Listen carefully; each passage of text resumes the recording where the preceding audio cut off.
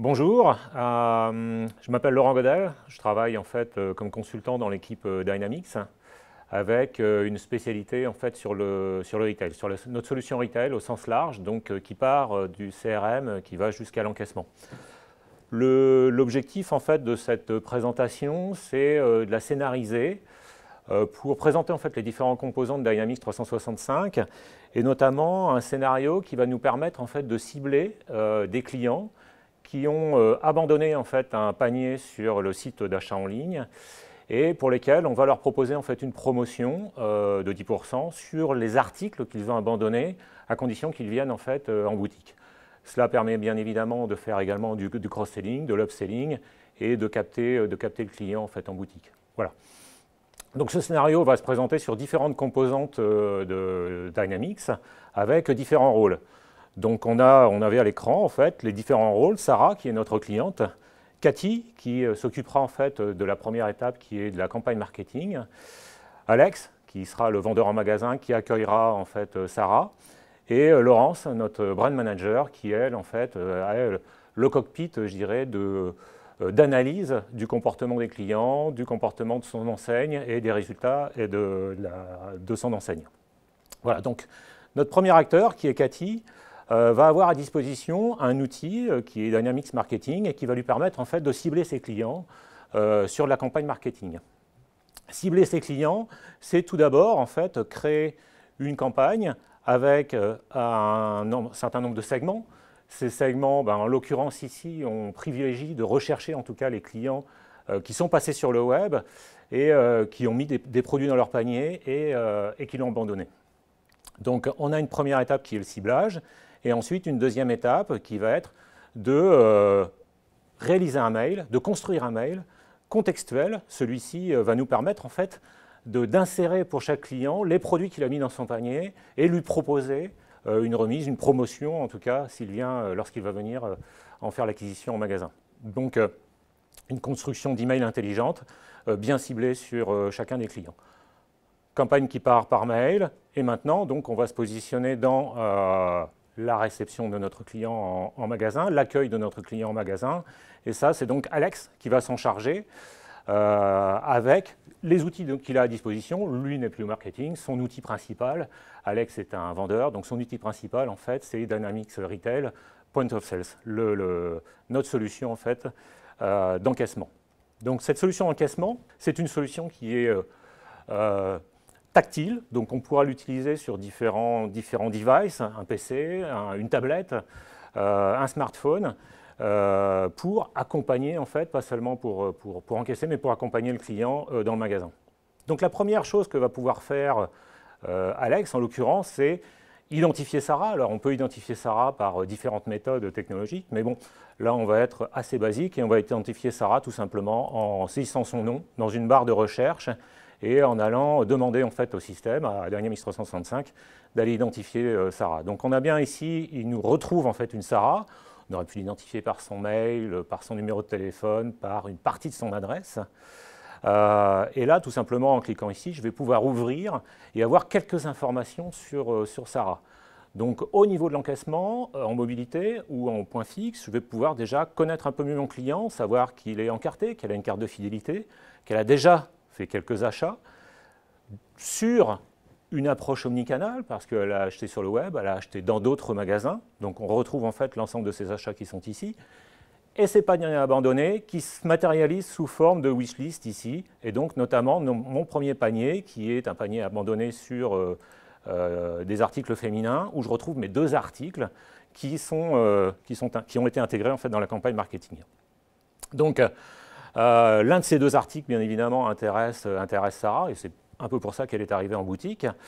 Et on voit en fait ici, je suis au prix liste. Tout simplement, en entrant dans cet article, on va tout d'abord corriger le prix parce que celui-ci fait objet justement d'une campagne promotionnelle et le réduire, en l'occurrence ici dans notre exemple, de 10%.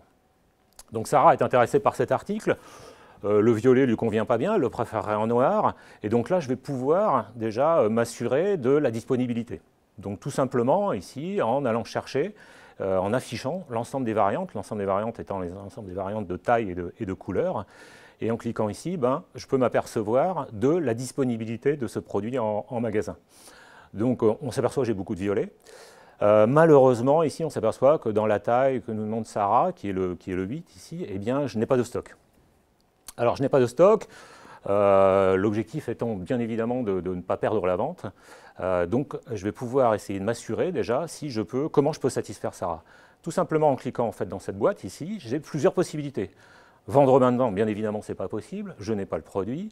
Je peux éventuellement le prélever dans un magasin si j'ai appelé, si je sais qu'il est disponible, ou l'expédier, le faire expédier d'un entrepôt, voir la disponibilité à date. On s'aperçoit qu'ici, je n'ai rien en commande, donc forcément à date, je ne sais pas, je n'ai pas d'arrivée prévue, ou tout simplement aller voir si j'ai du stock disponible dans d'autres magasins. Donc là, eh bien, on peut s'apercevoir qu'on a une vision exhaustive du stock.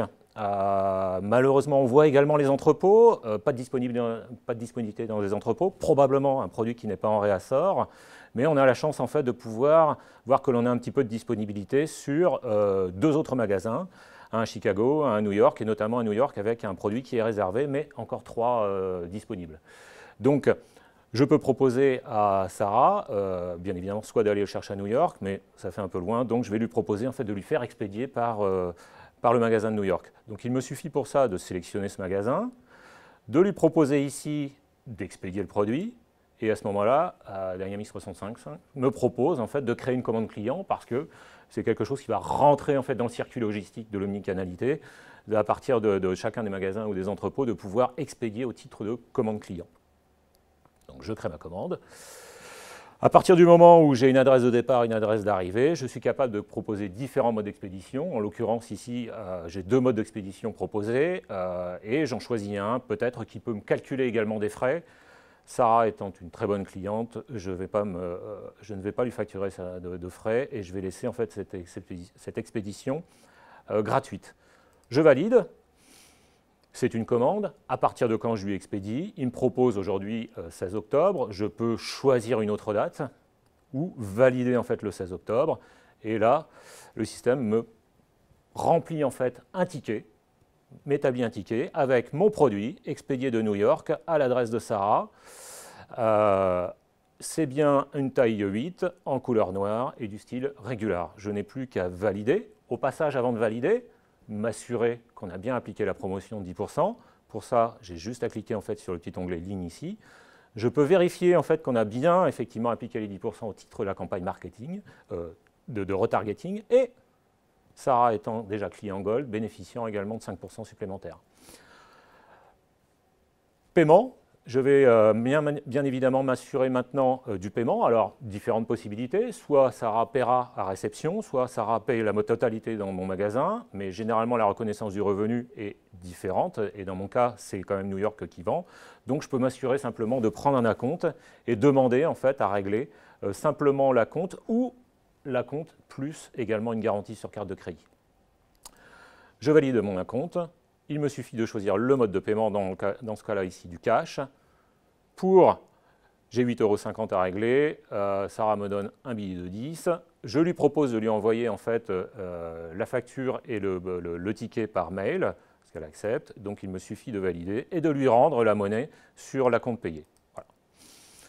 Fin de l'aventure de Sarah dans le magasin, qui recevra en fait son produit expédié de New York à son adresse. Dernier volet maintenant. Laurence, brand manager, donc, et qui va s'occuper, elle, du magasin de New York, bien évidemment. Elle a reçu dans son magasin une invitation en fait, d'expédition de commande. Comment ça se présente? Là, c'est la partie back-office du magasin que l'on met en œuvre. On a ici un cockpit en fait, de gestion pour le magasin de New York qui nous propose différentes informations comme mes caisses enregistreuses qui sont actives, mes collaborateurs, un petit peu de reporting sur la santé financière de mon magasin. Donc à partir de mon cockpit, j'ai accès à différentes informations, notamment je peux également visualiser l'ensemble de mes collaborateurs travaillant dans mon magasin. Ce qui m'intéresse ici, c'est que j'ai été alerté par cette petite tuile ici, avec une unité de 2 m'indiquant en fait que j'ai deux commandes à expédier. Donc, et je vois également au passage que j'en ai une en réservé. Il me suffit alors de cliquer dessus et je retrouve simplement en fait, la commande prise dans le magasin de Paris Haussmann pour Sarah et que je dois traiter. Donc en cliquant dessus, eh bien, je vais ouvrir ma commande, m'assurer de l'adresse. Je retrouve en fait tous les paramètres qui viennent de la saisie en boutique, l'article que je dois également expédier et on retrouve également dans la partie détail mon magasin New York qui est en fait qui possède en fait le stock et à partir d'où sera expédiée cette commande. Si pour une raison quelconque je n'avais pas ce produit disponible, problème d'inventaire ou peut-être vente rapide en fait dans l'espace de temps, eh bien je pourrais changer le magasin d'expédition, peut-être le réattribuer à un autre. Voilà. Donc c'est vraiment en fait une approche omnicanale. Dernier volet maintenant, visualisation globale au niveau de l'enseigne de mes résultats. Donc je peux m'assurer ici, je dirais, visualiser la performance de mes ventes par typologie de produit, par région, par magasin, etc. Mais à partir de ce cockpit général, je peux également avoir accès à l'ensemble de mes clients, tout simplement en faisant une recherche ici sur Sarah.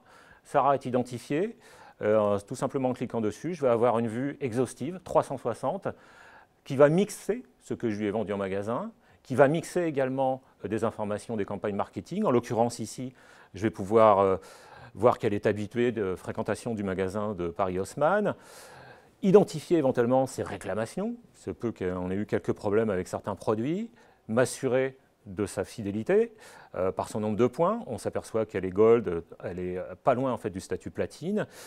Voir ses centres d'intérêt, ses appétences produits, voilà.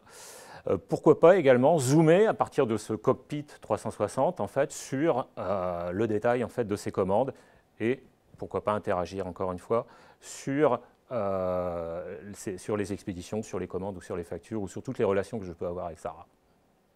Voilà. Merci d'avoir suivi cette présentation. J'espère qu'elle aura été pertinente, exhaustive, qu'elle aura répondu à vos questions et bien évidemment, je me tiens à votre disposition pour toute question que vous auriez à propos de notre solution Dynamics pour le retail. Merci.